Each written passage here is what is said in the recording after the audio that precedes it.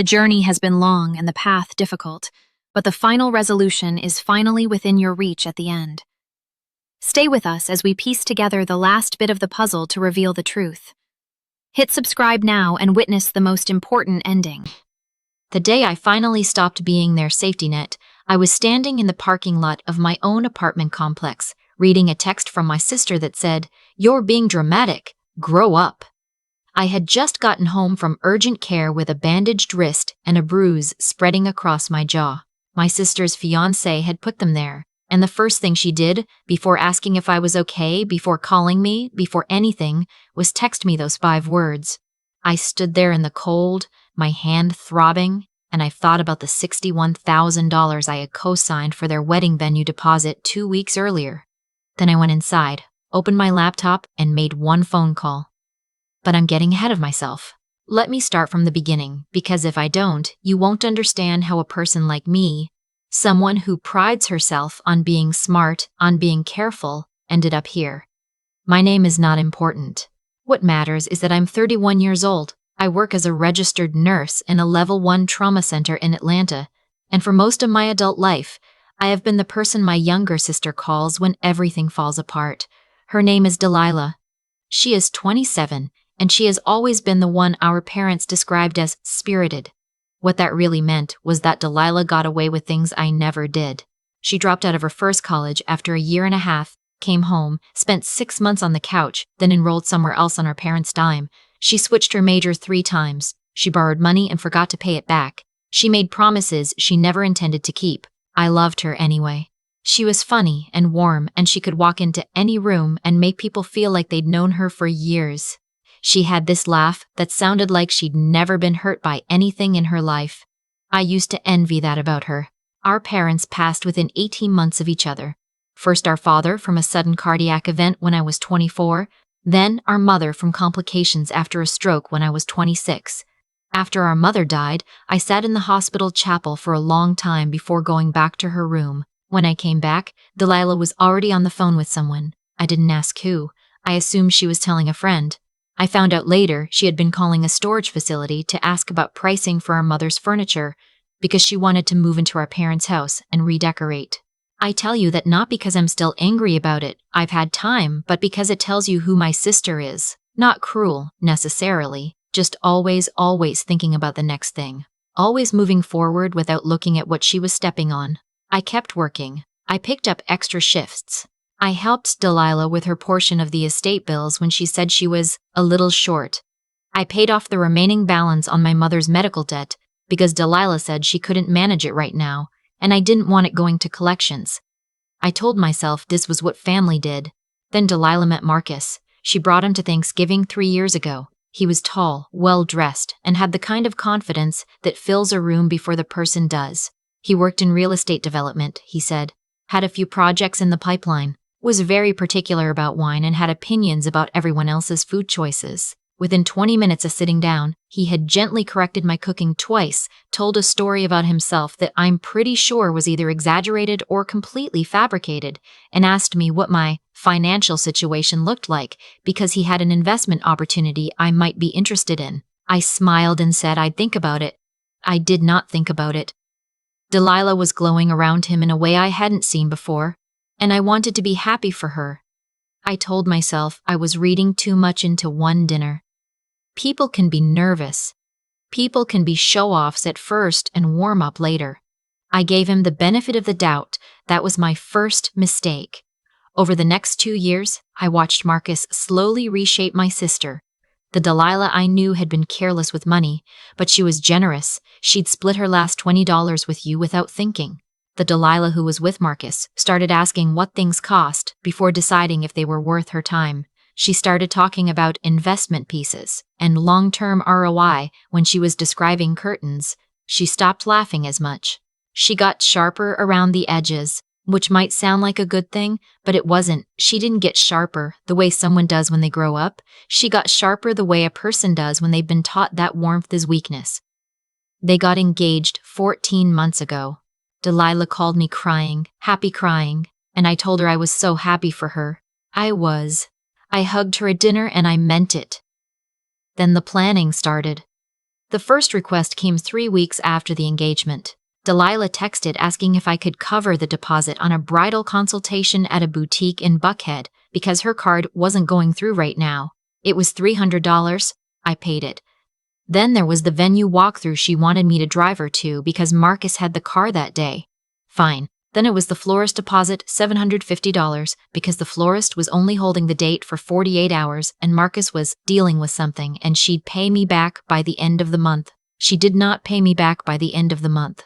I started keeping a note on my phone, not to hold it over her, I told myself, just to keep track. Within 4 months, I had paid or lent or temporarily covered nearly $8,000 in wedding-related expenses. I brought it up once, gently, over coffee. I said I wanted to talk about a repayment plan because things were adding up. Delilah looked at me with an expression I can only describe as surprised disappointment, the way someone looks when they feel they've been misunderstood. She said she thought family didn't keep score. She said I knew she was good for it. She said I was stressing her out during the most important time of her life. I apologized. I told her I wasn't trying to stress her out. I went home and added $8,000 to my phone note and told myself things would settle down after the wedding. Marcus called me 2 weeks later, not Delilah, Marcus. He called from his own number, which he had never done before. He said he wanted to talk through some financial logistics for the wedding. He said the venue they'd chosen, a restored estate outside the city, required a co-signer on the contract because the total event cost exceeded a threshold their policy required additional guarantee for. I asked what the total was. He paused, then said the package they'd selected, with catering and accommodations for out-of-town guests and the rehearsal dinner, came to around $180,000. I said nothing for a moment. He said he and Delilah had it covered. He had money coming in from a project closing soon. She had been saving. They just needed a co-signer as a formality, a technicality. He said the venue required it, but that I would never actually be responsible for anything. He said he would email me the paperwork. I told him I needed to look it over first. He said that was completely reasonable. He also said the date was only available for another week. I looked it over. I called a friend of mine who works in contract law. Not a lawyer herself, but she knew enough. She said co-signing a vendor contract like this was not like co-signing a loan, but that if they defaulted on payments, I could be held liable for the outstanding balance. She said to look at what the deposit amount was and what my exposure might be. The deposit was $61,000. I called Delilah. I told her I was uncomfortable and I wanted to understand the plan for covering the costs. I told her I loved her and I wanted to help, but I needed to know what I was agreeing to. Delilah said Marcus had explained everything and I just needed to trust her. I asked about the $8,000. She said I was bringing up money at the worst possible time and that I clearly didn't understand how much pressure she was under. I signed the contract. I don't know how to explain that to you except to say that she was my sister and she was standing in a white dress in a showroom on FaceTime and she looked so happy, and I missed my mother and I wanted to believe that things would be okay. I signed it. For a while, things were fine, or fine enough. The venue was booked. The planning moved forward. I went to cake tastings and engagement parties and I smiled in every photo. Then I started noticing things. Marcus began copying me on emails with the venue coordinator, not to include me in decisions, but to remind me of my obligations. He would forward contracts with notes like, just keeping you in the loop per the agreement. When I asked Delilah why he was doing that, she said he was just being organized. He mentioned twice, in passing, that one of his development projects had hit a delay. He said it in the way people say things they want you to hear but don't want to discuss, casually, while talking about something else, letting it land without making it a conversation. I mentioned to Delilah that I was a little worried about the payment timeline, given what Marcus had said. She told me Marcus knew what he was doing and I should stay in my lane. I went back to work. I picked up an extra shift. I tried not to think about it. About 2 months before the wedding, I went to their apartment for dinner. This was supposed to be a relaxed evening, just the three of us, Delilah cooking, catching up. I brought wine. I was trying. Marcus brought up, over the pasta, that they were thinking about adding a live band. Not a DJ, a full band. He said he priced it out and it was around $12,000 for the evening. He looked at me when he said it, not at Delilah. At me. I set down my fork. I said I didn't think that was something they should be adding at this stage. Marcus said he understood my hesitation, but that it would really elevate the experience. I said I wasn't a co-investor in their wedding. I was a co-signer on the venue contract because they needed me to be, and that I was not in a position to cover additional expenses. The temperature in the room dropped about 10 degrees. Delilah said I was embarrassing her. Marcus said he wasn't asking me to pay for anything. He said he was just sharing their plans. But the way he was looking at me told me exactly what he was actually saying. I helped clean up after dinner, and I drove home. I sat in my car in the parking deck for a long time. I called my friend Tamara, who had been quietly skeptical of Marcus from the beginning and had let me vent without saying, "I told you so," every single time, which I appreciated enormously. I told her about the band conversation. She was quiet for a moment. Then she said, "I want you to really think about what happens if the payments don't come through." I thought about it that night. I thought about it for several nights after that. I requested a copy of the full payment schedule from the venue. I had a right to it as co-signer. The next major payment, $45,000, was due in 6 weeks. After that, the final balance of $74,000 was due 10 days before the event. I texted Marcus to ask if the payment schedule was on track. He replied 2 days later, "All good." I did not find that reassuring. 3 weeks before the first payment was due, I was walking to my car after a 12-hour shift when Delilah called. She was crying. Not happy crying this time. She said Marcus's project had officially fallen through. She said they were short on the upcoming payment. She said they needed me to cover it temporarily and that Marcus was already working on something else that would sort everything out in a few months. I sat down on a bench outside the hospital. $45,000, temporarily. I asked how short they were. She said all of it. They needed all of it. I said I didn't have $45,000, just sitting somewhere available. She said I could pull from my retirement account or my emergency savings. She said she knew I had money because I'd always been smart with it. She said this was an emergency. I asked what would happen if I didn't. She paused. Then she said the venue would cancel and they would lose the deposit. She also said, and her voice got very quiet when she said this, that since I was co-signer, the venue might come after me for the deposit if they couldn't recover it from her and Marcus. I understood then. Fully. Clearly. Like something coming into focus after a long time of being blurry. I told her I needed some time to think. She said I was being selfish. I hung up and I sat on that bench until the cold started to bother me. Then I went to my car and I drove to Tamara's apartment, where she opened a door, looked in my face, and immediately put on a pot of tea without asking any questions. I told her everything. She listened. She didn't say, "I told you so." She did say, "You know you don't have to fix this, right?" I said I knew. I wasn't sure I believed it yet, but I said I knew. I went home that night and looked at the contract. I looked very carefully at the co-signer provisions. I looked at what rights I had, what obligations I had, and what options I had if I chose to exercise them. I called the venue coordinator the next morning and explained that I was the co-signer and needed to understand my options regarding the upcoming payment. She was professional and very clear. She said the payment was the responsibility of the primary contract holders, Delilah and Marcus. As co-signer, I was liable if they defaulted. However, she also said that if I wanted to initiate a formal removal as co-signer, I could do so with 30 days' notice, though it would trigger a review of the contract and potentially require them to provide an alternate guarantee.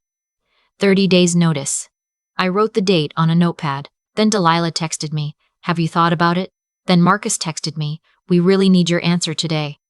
Then Delilah again, "This is our wedding. This is the most important day of my life. I can't believe you're doing this to us." I was at work when I read those messages. I was between patients. I stood in the hallway in my scrubs and I read them 3 times. I did not respond. That evening, I was in the parking lot of the grocery store when Marcus pulled up next to me. I don't know how he knew I was there. Maybe Delilah, maybe coincidence, I still don't know. He got out of his car and walked toward me.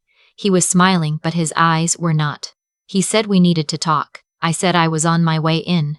He said it would only take a minute. He said it would only take a minute. He said he needed me to understand the position I was putting them in. He said I was being difficult and that he expected more from someone who claimed to care about Delilah. His voice stayed calm and reasonable sounding, but the words underneath were not calm or reasonable. I said I would be in touch through the process I'd already started with the venue. His jaw tightened. He said I didn't want to do this. I said I already had. I went inside. My hands were shaking slightly while I picked out groceries. I kept moving, putting things in the cart, telling myself to breathe. When I came back out, he was still in the parking lot. He said he needed 5 more minutes. I said no and moved around him toward my car. He grabbed my wrist. I want to be very clear about what happened. It was not a violent grab in the way you might imagine from an action movie. It was the kind of grab that is meant to say I am not finished with you and I will decide when this conversation ends. But when he grabbed my wrist, I pulled back sharply and he tightened his grip and I lost my balance and went sideways into the side mirror of my own car. The mirror caught my cheekbone. My wrist, in the twisting, bent at an angle it should not have. I ended up on the ground. He let go. He stood over me for a moment. He said, and I will never forget this, he said, "You really need to think about what you're doing." Then he got in his car and drove away. A woman who had been loading her trunk 2 spaces down had seen everything. She ran over. She called 911 before I'd even processed what had happened. I went to urgent care. Sprained wrist, not broken, thankfully. Facial bruise. I gave a statement to the police officer who met me there. I told him everything, including the conversation, the escalation, the grab, and my fall. He was thorough. He took notes.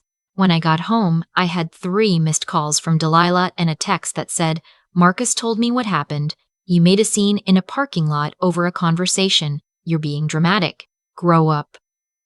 I stood in my parking lot and read it, and then I went inside. I opened my laptop and I sent the formal notification to the venue coordinator initiating my removal as co-signer. I sent Delilah a message with a single document attached, a photo of my bruised face from urgent care, the visit summary, and the case number from the police report. I wrote, "I love you. I hope you find your way to seeing clearly. I won't be available for a while." Then I blocked her number. I blocked Marcus everywhere he could reach me. I called Tamara. She came over. She brought food and she stayed until I had stopped shaking enough to eat something. The next 30 days were not easy. I won't pretend they were. I went to work. I came home. I talked to my doctor about the wrist and followed up on the police report. I learned that Marcus had been charged with misdemeanor assault. I did not celebrate that. I just noted it and kept moving. I also found out through a mutual acquaintance that Delilah had tried to get her own mother-in-law, Marcus's mother, to serve as a replacement co-signer, and she had refused. The venue had formally put the contract in default. They lost the $61,000 deposit. The venue was gone. The date was gone. 240 guests had already received save-the-dates. I found out about the deposit through the venue coordinator, who called me as a courtesy to confirm that my removal had been processed and that I had no further liability. She was matter-of-fact about it. Professional. I thanked her. I sat at my kitchen table after I hung up and I felt a lot of things at once. Not satisfaction, exactly, something more complicated, relief that I was not responsible for $61,000, grief for my sister, because underneath everything I still loved her, tiredness, a deep, cellular tiredness that had been building for years without my fully noticing it. Tamara came over that weekend with 2 of our other friends, Priya and Janelle, and they brought ingredients and cooked in my kitchen and we ate together and laughed for the first time in what felt like months. Priya made her mother's dal. Janelle brought wine she'd been saving for a special occasion, and she declared this a special occasion. Tamara made me eat 2 full plates and tell at least 3 stories from work that had nothing to do with any of this. I want to tell you about that evening because I think it matters. I want to tell you what it felt like to sit in my own kitchen with people who showed up because they wanted to, not because they needed anything. I want to tell you that I laughed until my face hurt, the uninjured side, and that somewhere in the middle of that dinner I thought about my mother, and instead of it feeling like loss the way it usually did, it just felt like a quiet presence, like she was in the room. I don't know what my sister's doing right now. I've heard secondhand that she and Marcus are still together, that they're planning something smaller. I hope she's okay. I hope she finds her way to the version of herself she was, before he taught her that softness was something to be ashamed of. I hope one day she calls me and she's ready for a real conversation, but I've stopped waiting for that call to come before I let myself be okay. I still have the note on my phone, the one where I tracked everything, $8,000 in deposits and borrowed money and covered expenses, $61,000 in co-signed liability I walked away from, a wrist that took 6 weeks to stop aching in the cold, and 1 parking lot full of groceries I carried inside alone, put away without help, and made dinner from that same night, because that's what you do. You take care of yourself. You eat something, you rest. You stop being the safety net for people who never once thought about whether there was anyone catching you.